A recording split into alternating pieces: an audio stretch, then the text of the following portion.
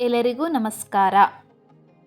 Welcome back to my channel Sanu DV ಕನ್ನಡತಿ. ಇವತ್ತಿನ ವಿಡಿಯೋದಲ್ಲಿ ಪದ್ಯ ಹಳ್ಳಿಯ ದಾರಿಯ ಬದಿಯಲ್ಲಿ. ಈ ಒಂದು ಪದ್ಯವನ್ನು ಬರೆದವರು ಬಾಗೂರು ಮಾರ್ಕಂಡೇಯರವರು.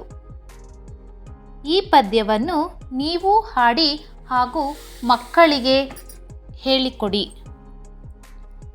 ಹಳ್ಳಿಯ ದಾರಿಯ ಬದಿಯಲ್ಲಿ ಒಂದು ಮಾವಿನ ಮರವಿತ್ತು. ಹಲವು ಕೊಂಬೆಗಳನ್ನು ಚಾಚಿ ತನ್ನೆಳಲನ್ನು ಹರಡಿತ್ತು. ಹಳ್ಳಿಯ ದಾರಿಯ ಬದಿಯಲ್ಲಿ ಒಂದು ಮಾವಿನ ಮರವಿತ್ತು. ಹಲವು ಕೊಂಬೆಗಳನ್ನು ಚಾಚಿ ತನ್ನೆಳಲನ್ನು ಹರಡಿತ್ತು.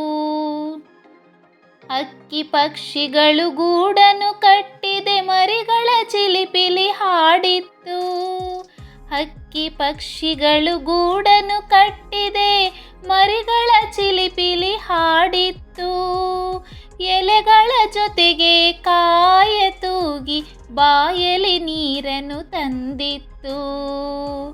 ಎಲೆಗಳ ಜೊತೆಗೆ ಕಾಯ ತೂಗಿ ಬಾಯಲಿ ನೀರನ್ನು ತಂದಿತ್ತು.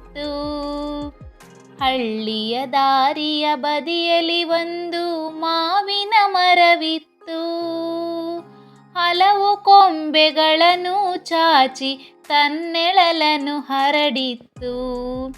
ಹಲವು ಕೊಂಬೆಗಳನ್ನು ಚಾಚಿ ತನ್ನೆಳಲನ್ನು ಹರಡಿತ್ತು. ಮಾವಿನ ಮರದಡಿ ಕಮ್ಮಿನ ಪರಿಮಳ ಜನರ ಮನವನ್ನು ಸೆಳೆದಿತ್ತು. ಮಾವಿನ ಮರದಡಿ ಕಮ್ಮಿನ ಪರಿಮಳ ಜನರ ಮನವನ್ನು ಸೆಳೆದಿತ್ತು. ಮರವೊಂದಾದರೂ ಉಪಕಾರವು 100 ಹಿರಿಮೆಯ ತೋರಿತ್ತು.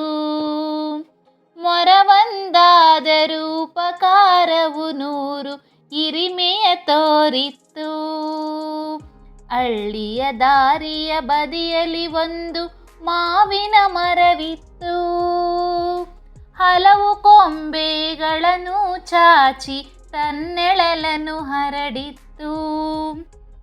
ಹಲವು ಕೊಂಬೆಗಳನ್ನು ಚಾಚಿ ತನ್ನೆಳಲನ್ನು ಹರಡಿತ್ತು. ಶುದ್ಧ ಗಾಳಿ ಮಳೆ ನಂದನವೇ ಹಿಳೆಯೋ ಹಸಿರಿನ ತಾಕತ್ತು. ಶುದ್ಧ ಗಾಳಿ ಮಳೆ ನಂದನವೇ ಹಿಳೆಯೋ ಹಸಿರಿನ ತಾಕತ್ತು. ಹಸಿರಿದ್ದರೆ ಉಸಿರು ನಿಲ್ಲುವುದು ತಿಳಿದುಕೋ ಇವತ್ತು. ಹಸಿರಿದ್ದರೆ ಉಸಿರು ನಿಲ್ಲುವುದು ತಿಳಿದುಕೋ ಈ ಹೊತ್ತು. ಹಳ್ಳಿಯ ದಾರಿಯ ಬದಿಯಲ್ಲಿ ಒಂದು ಮಾವಿನ ಮರವಿತ್ತು.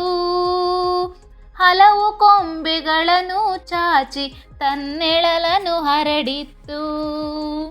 ಹಲವು ಕೊಂಬೆಗಳನ್ನು ಚಾಚಿ ತನ್ನೆಳಲನ್ನು ಹರಡಿತ್ತು. ತನ್ನೆಳಲನ್ನು ಹರಡಿತ್ತು. ಇಷ್ಟು ಹಳ್ಳಿಯ ದಾರಿಯ ಬದಿಯಲ್ಲಿ ಅಂತಕ್ಕಂಥ ಪದ್ಯ ಇದಾಗಿದೆ. ನೀವು ರಾಗವಾಗಿ ಹೇಳಿ ಹಾಗೆ ಮಕ್ಕಳಿಗೆ ಹೇಳಿಕೊಡಿ.